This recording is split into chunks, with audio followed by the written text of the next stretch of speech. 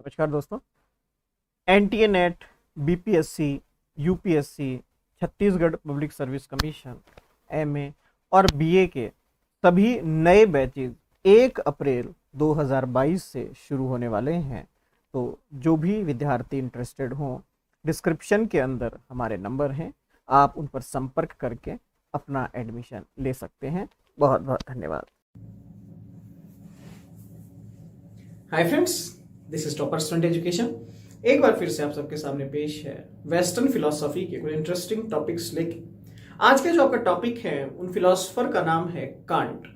जी हाँ, नाम आपने सुना होगा, पढ़ा भी होगा कांट को। कांट एक ऐसे फिलोसोफर हैं जिसने बुद्धिवाद और अनुभववाद, जी हाँ, आप जानते होंगे बुद्धिवाद का मतलब क्या होता है, अनुभववाद का मतलब क्या होता है। एक है आपके जिसको हम कहेंगे बुद्धि को ही उन्होंने ज्ञान के लिए, नॉलेज के लिए प्रेफर किया। एक है जिन्होंने अनुभव को, एक्सपीरियंसेस को प्रेफर किया।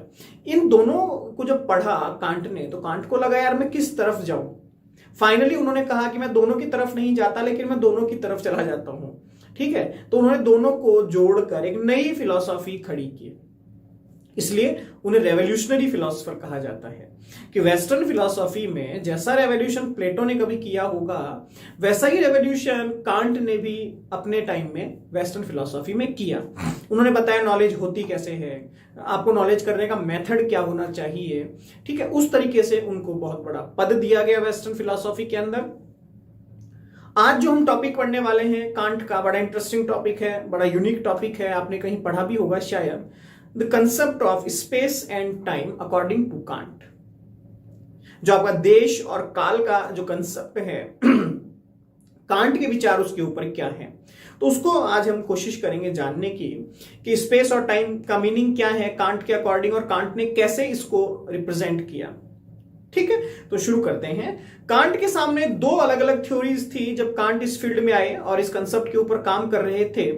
तो दो अलग अलग थ्योरीज थी उनके ऊपर या उनके सामने, जो बहुत फेमस थी उस वक्त फिलोसफिकल वर्ल्ड में। और आपके फिजिक्स के बहुत सारे लेक्चरर्स, बहुत सारे टीचर्स, बहुत सारे रिसर्चर उन दोनों कंसेप्ट्स को फॉलो करते थे। फिजिक्स का नाम इसलिए ले रहा हूं क्योंकि एक कंसेप्ट जो था वो था आइजैक न्यूटन का, और एक कंसेप्ट जो था वो था आपके लाइबनिट्ज का। आइजैक न्यूटन और लाइबनिट्ज दोनों के कंसेप्ट स्पेस और टाइम के ऊपर बिल्कुल अलग अलग थे। अब कांट के दिमाग में वही चीज चलती है कि दोनों एक ही चीज की बात कर रहे हैं, लेकिन दोनों अलग अलग बात कर रहे हैं, तो मैं किसकी तरफ जाऊं। तो कांट ने दोनों को स्टडी किया और दोनों को ही इग्नोर कर दिया। कांट कहता है ये दोनों ही सही नहीं है। देखते हमारे न्यूटन क्या कहते थे। पहले न्यूटन ने जो स्पेस एंड टाइम के कंसेप्ट को एक्सेप्ट किया, या स्पेस एंड टाइम का जो कंसेप्ट हमें दिया, उन्होंने कहा कि जो स्पेस एंड टाइम का जो कंसेप्ट है बेसिकली वो ऑब्जेक्ट ओरिएंटेड है। मींस अगर कोई ऑब्जेक्ट वेरी नहीं करता है, कोई ऑब्जेक्ट अगर हमारे आसपास नहीं होता है, तो स्पेस और टाइम का कोई मीनिंग नहीं है। इसको इस तरीके से समझने की कोशिश कीजिए आप। एक्स और वाई एक्सिस जो है ये स्पेस को रिप्रेजेंट कर रहे हैं, टी जो है यहां टाइम को रिप्रेजेंट कर रहा है। न्यूटन कहते हैं अगर मान लीजिए यहां पर कोई ऑब्जेक्ट एक्स है तो ही आप ये चीज शो कर सकते हो एक्स वाई एंड टी। अगर ये ऑब्जेक्ट यहां पर वेरी नहीं करता है, then how can you explain that यहां पर स्पेस टाइम है। इट मीन्स स्पेस और टाइम की वैल्यू तभी तक है जब तक कि वो किसी ऑब्जेक्ट के पर्सपेक्टिव में देखे जाते हैं। अगर ऑब्जेक्ट्स हट जाएं तो स्पेस और टाइम की कोई वैल्यू नहीं रहती है। फॉर एग्जाम्पल ये कहते हैं कि हमारा जो स्पेस है, हमारा जो यूनिवर्स है, ये है, इसीलिए हम ये कह सकते हैं कि हम अंतरिक्ष में रह रहे हैं। लेकिन ऐसा नहीं है हम अकेले हैं, हमारे अलावा और भी बहुत सारे स्पेस होंगे दुनिया में, बहुत सारी जगह होगी, बहुत सारे प्लैनेट्स होंगे, लेकिन हमें उसकी नॉलेज नहीं है। क्यों हमें नॉलेज नहीं है? क्योंकि वहां पर कोई ऑब्जेक्ट नहीं है, इसलिए वहां कोई स्पेस एंड टाइम नहीं है, तो हम उसके बारे में कोई स्टडी नहीं कर सकते हैं। जब तक ऑब्जेक्ट नहीं होगा तब तक स्पेस एंड टाइम को हम कभी स्टडी नहीं कर सकते हैं। ये हमारे न्यूटन ने कंसेप्ट दिया था। लाइबनिट्ज इससे एग्री नहीं थे। लाइबनिट्ज ने कहा कि ये कंसेप्ट सही नहीं है। लाइबनिट्ज कहते हैं स्पेस एंड टाइम कोई एक ऑब्जेक्ट या कोई एक बाहर कुछ अलग से कंसेप्ट नहीं है, ये हमारे थॉट हैं। स्पेस एंड टाइम तो हमारे थॉट है। हमें लगता है समय है, हमें लगता है कि स्पेस है, रियल में ऐसा कुछ नहीं है। ये हमारे थॉट्स हैं, हमारे विचार हैं। मुझे लगता है 4 बज गई है, मैं उस घड़ी को तोड़ के फेंक दूं तब मैं क्या कहूंगा कितनी बज गई है। एक सूरज है, आता है और चला जाता है। ये हमारा इमेजिनेशन है कि हमने घड़ी को डेवलपमेंट किया, हमने घड़ी बनाई, हमने ये बताया कि अब 12 बज गई, अब 1 बज गई, अब 2 बज गई, अब 4 बज गई। ठीक है ना। तो ये तो पूरा इमेजिनेशन का काम है। आया कहां से है? ये हमारे अंदर से निकल कर आया है। हम कहते हैं ईस्ट डायरेक्शन है, ये वेस्ट डायरेक्शन है। डायरेक्शन को फर्क नहीं पड़ता है कि वो ईस्ट है या वेस्ट है, बट ये तो हमने हमारी सुविधा के लिए हमारे थॉट्स से इस प्रोसेस को डेवलप किया है। मींस लाइबनिट्ज कहते हैं कि बाहर की तरफ ऐसा कोई भी इनका एग्जिस्टेंस नहीं है जिसको मैं एक्सेप्ट करूं। हां, मैं सिर्फ उन्हें ऐसे मान सकता हूं कि वो इंटरनली एग्जिस्ट करते हैं, मेरे विचारों में एग्जिस्ट करते हैं, मेरे थॉट्स में एग्जिस्ट करते हैं, मेरी थ्योरीज में एग्जिस्ट करते हैं।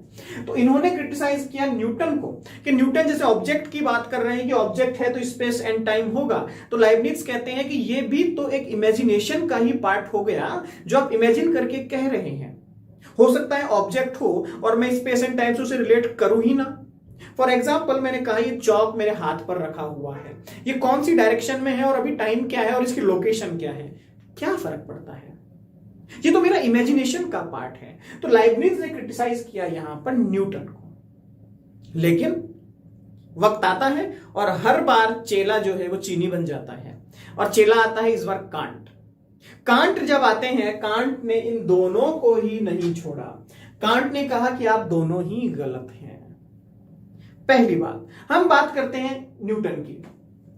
लाइबनिट्ज कांट कहते हैं कि आप कह रहे हैं कि ऑब्जेक्ट से रिलेटेड है space and time, how can it possible.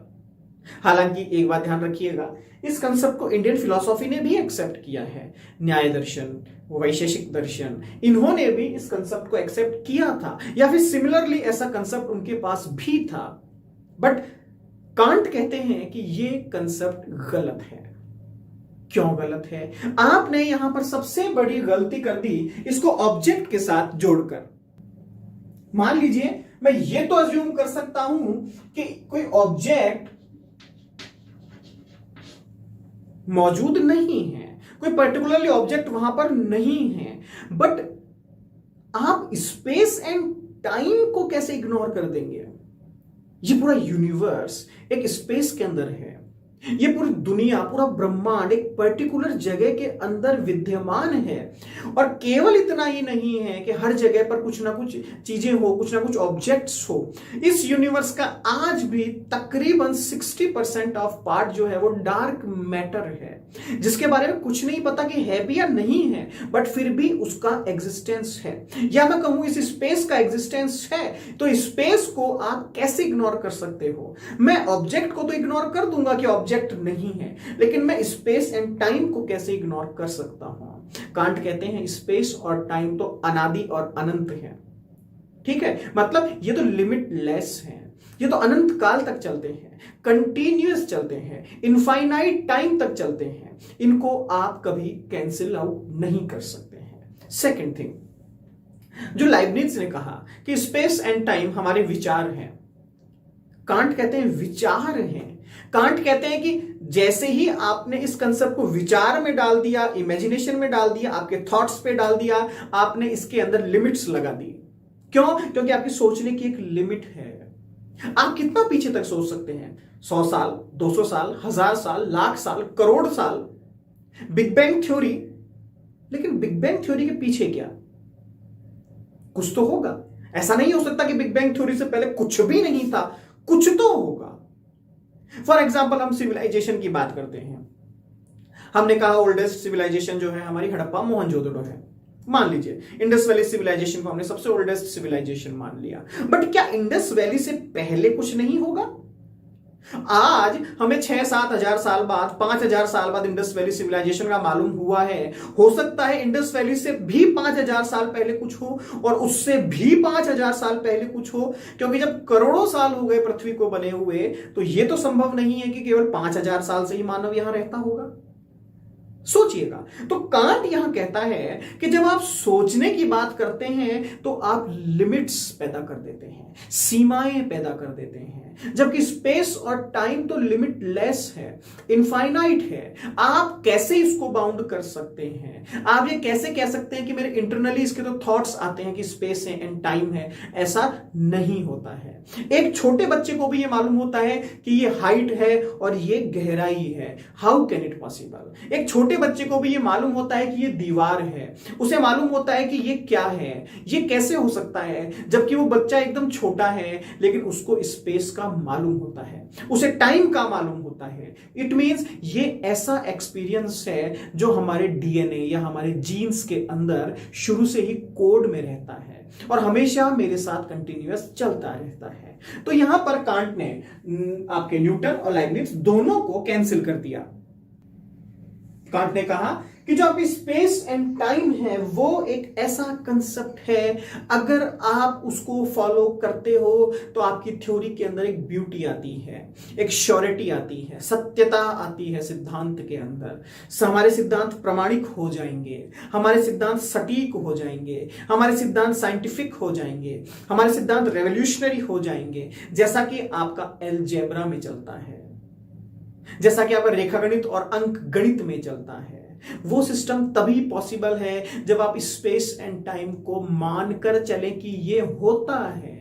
इसको मैं प्रूफ करने की कोशिश करूं तो ये पॉसिबल नहीं है, मैं कैंसिल करने की कोशिश करूं तो ये पॉसिबल नहीं है। ये वो कंसेप्ट है जिसको आप लॉजिकली प्रूफ नहीं कर सकते हो। कांट कहता है स्पेस एंड टाइम को आप अगर लॉजिकली प्रूफ करते हो तो सबसे बड़ी गलती तो यही हो जाती है, आप खुद एक स्पेस में बैठकर स्पेस को ही कैंसिल करने की कोशिश कर रहे हैं।